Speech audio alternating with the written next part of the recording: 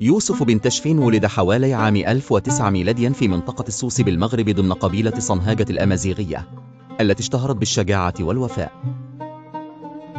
منذ صغره أظهر يوسف قدرة كبيرة على القيادة والتميز العسكري، حيث تلقى تعليمه الديني والعسكري في بيئة تقليدية تعلم فيها فنون الحرب وفن الحكم. في شبابه انخرط يوسف في حركة المرابطين التي كانت تهدف إلى توحيد القبائل الأمازيغية ونشر الإسلام في المغرب.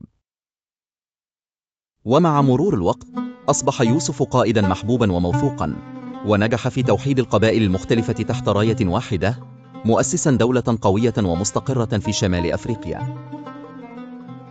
أحد أبرز إنجازاته كان توسيع نفوذ المرابطين في المغرب والأندلس، حيث أصبحت دولة المرابطين قوة إقليمية قادرة على مواجهة خصومها. وقد برز يوسف بن تشفين كقائد حازم وحكيم، يوازن بين القوة العسكرية والسياسة الذكية. في عام 1086 مترا خاض يوسف بن تشفين معركة حاسمة ضد القوات المسيحية في الأندلس، المعروفة باسم معركة الزلاقة.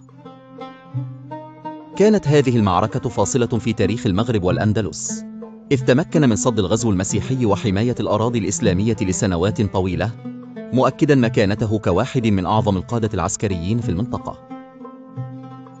بالإضافة إلى إنجازاته العسكرية، اهتم يوسف بن تشفين بتطوير العمران والتجارة في المغرب، فأسس المدن ونمى الأسواق، ودعم العلماء والدعاة، ما ساهم في نشر الثقافة الإسلامية وتعزيز الوحدة بين شعوب المغرب.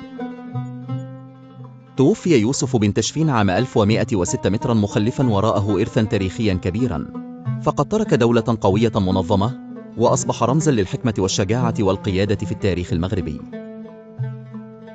لقد جمع بين الفروسية والعدل، وبين القوة العسكرية والسياسة الرشيدة، وبهذا صار اسمه خالدا في صفحات التاريخ.